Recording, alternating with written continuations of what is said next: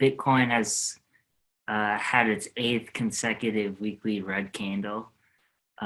So it's been, I mean, not much has changed since last week. It's kind of been seesawing back and forth.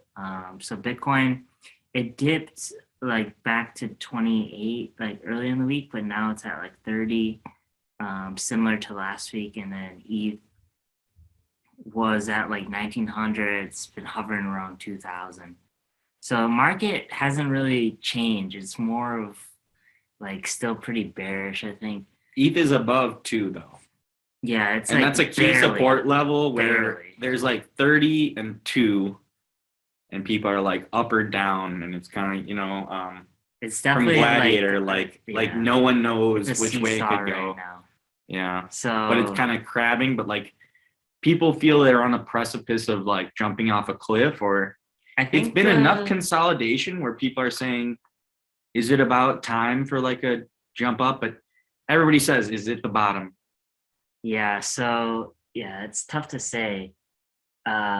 It could, with the way the macroeconomics doesn't look good. Yeah, monkeypox.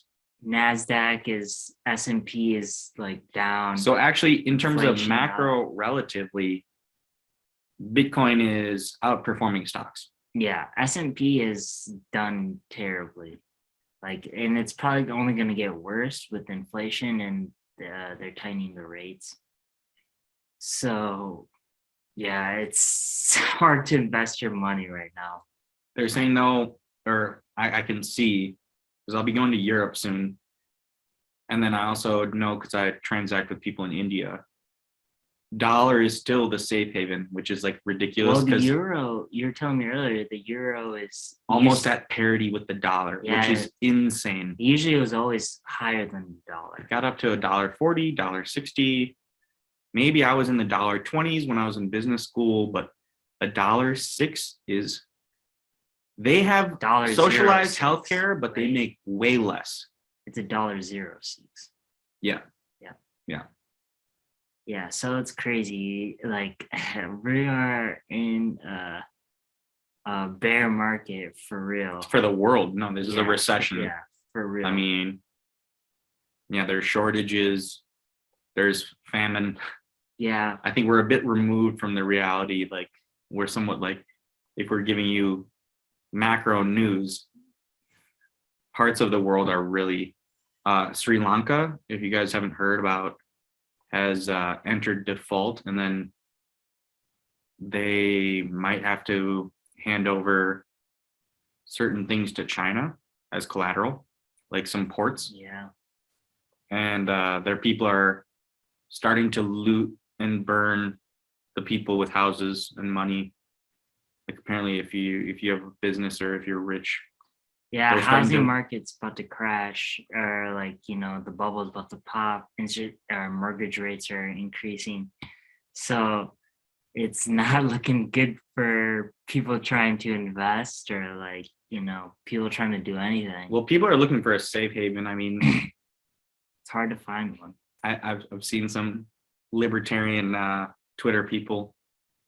Every time I see a health emergency, it just tells me to buy bullets and guns. Apocalypse. Yeah, I mean, people joke about the zombies are next, or the alien invasion. Like, first it was COVID, then it's like inflation and problems. Was the baby food. Yeah, and then next is like monkeypox. Yeah. How far are we from the alien invasion? The Congress had a hearing on UFOs recently. It kind of got, a lot of people just don't seem to care about a lot of things. Well, it's hard to when inflation's high and you're treading water. Yeah, treading water. Yeah.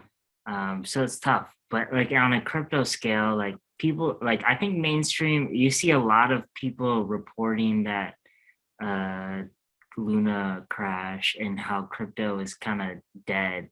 Summarizing, Wall Street Journal had an article where it was like crypto had 13 years to be a financial freedom for people, but it has not yet proven that was the case. Basically, WSG, or J, and then GQ even had a crypto article, talking about the crypto.com founder, where we talked about how it was like the stadium was bullish, the naming rights, and then crypto.com coin CRO went up and then it just dipped. It's crashing. So